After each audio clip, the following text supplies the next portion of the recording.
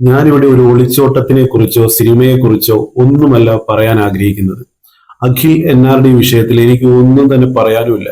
കാരണം ഇതുപോലുള്ള സംഭവങ്ങൾ ഇന്നോ ഇന്നലെയോ തുടങ്ങിയതല്ല. ആണോ? അല്ല. ഇത് എനിക്ക് തോന്നുന്നു നമ്മൾ ഭൂമി ഉണ്ടായ കാലഘട്ടത്തിലേ ഉള്ള കാര്യങ്ങളൊക്കെ തന്നെയാണിത്. പക്ഷെ എനിക്ക് തോന്നുന്നത് ആ പെൺകുട്ടി ഇപ്പൊ കണ്ടുവരുന്നത് പോലെ ഭർത്താവിനെ കള്ളക്കേസിൽ കുടുക്കിയോ വിഷം കൊടുത്ത് കൊന്നിട്ടോ കൊട്ടേഷൻ സംഘത്തെ അതെ കൊല്ലാൻ ഏൽപ്പിച്ചിട്ടോ ഒന്നുമല്ല. വളരെ സമാധാനപൂർണമായ ഒരു ഒളിച്ചോട്ടം. ആ ഒളിച്ചോട്ടത്തിന് എനിക്ക് അങ്ങനെയാണ് കാണാൻ തോന്നുന്നത്.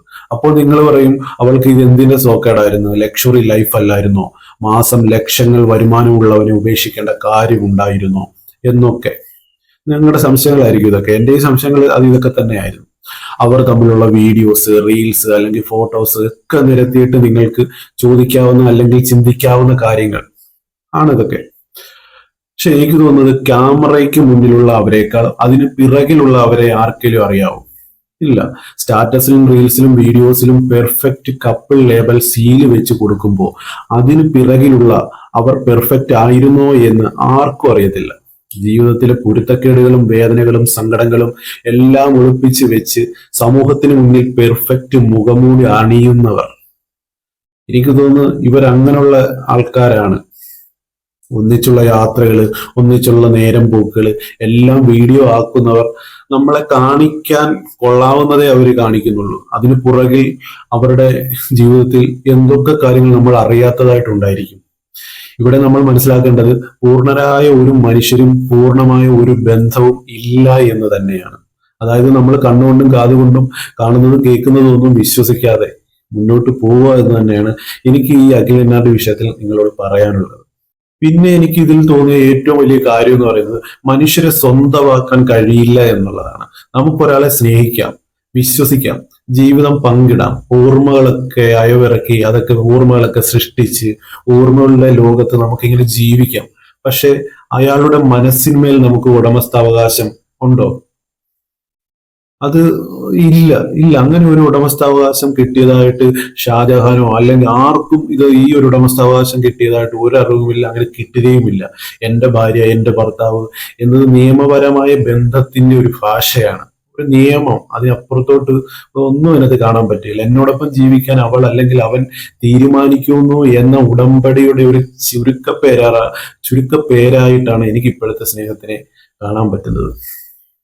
പക്ഷെ ആ സ്ത്രീ പോയത് കൊണ്ട് ആ പുരുഷന്റെ ജീവിതം അവസാനിക്കുന്നില്ല. അതായത് അഖിൽ NRD എന്ന് പറയുന്ന ആ ചെറുപ്പക്കാരന്റെ ജീവിതം അവസാനിക്കുന്നില്ല ഇവിടെ. ഇന്ന് അയാളെ നോക്കി ചിരിക്കുന്ന സമൂഹം നാളെ മറ്റു വാർത്ത വരുമ്പോൾ അതിനെക്കുറിച്ച് അതിന്റെ പിറകെ പോകും.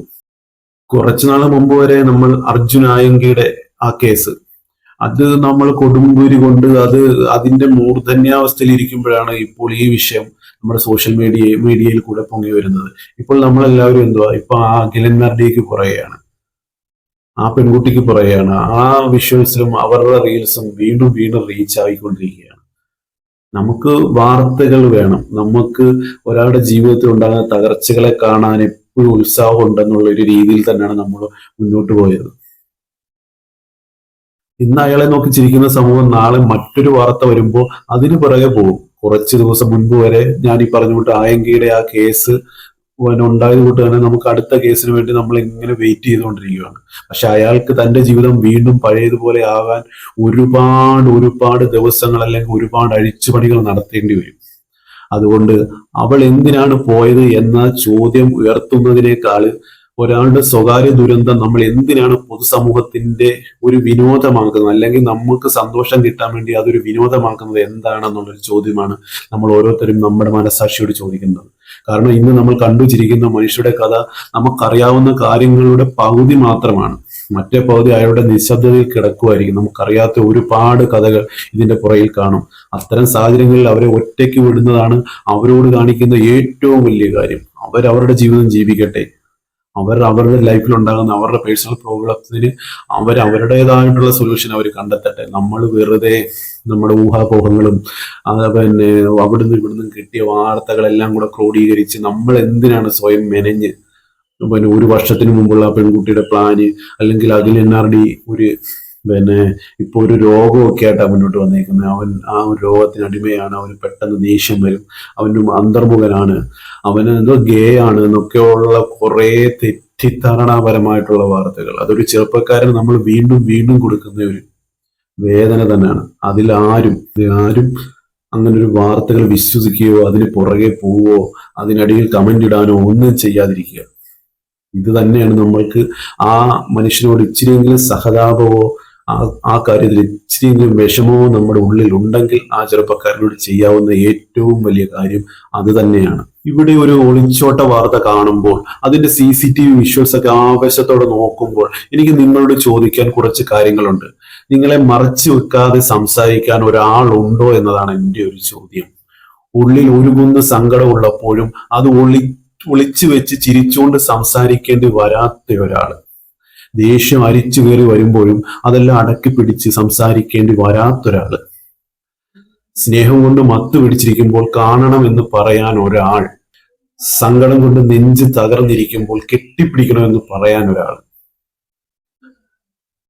പിന്നെ ആരുമില്ലാന്ന് കരയുമ്പോൾ ഞാനില്ലേ എന്ന് കൈ പിടിക്കുന്ന ഒരാള്, നമുക്കൊരു സന്തോഷം വരുമ്പോൾ നമ്മളെക്കാൾ മുന്നേ അതൊരു ആഘോഷമാക്കാൻ പുറപ്പെടുന്ന ഒരാള്, സങ്കടം വരുമ്പോൾ നിങ്ങളെക്കാൾ മുന്നേ അത് ഏറ്റെടുക്കുന്ന ഒരാള്, ദേഹം വേദനിക്കുമ്പോഴും മനസ്സ് വേദനിക്കുമ്പോഴും ഒരുപോലെ തിരയാൻ പറ്റുന്ന ഒരു പ്രിയപ്പെട്ട ഒരാള്, ഇഷ്ടങ്ങളെ, ആഗ്രഹങ്ങളെ, സ്വപ്നങ്ങളെ, ലക്ഷ്യങ്ങളെ കാത്തുവെക്കാനും അത് നേടിയെടുക്കാനും കൂടെ നിൽക്കുന്ന ആ ഒരു പ്രിയപ്പെട്ട ഒരാള്, ഉള്ളു തുറക്കാതെ തന്നെ ഉള്ളറിയുന്ന, ഉള്ളിലുള്ളതെല്ലാം നമുക്ക്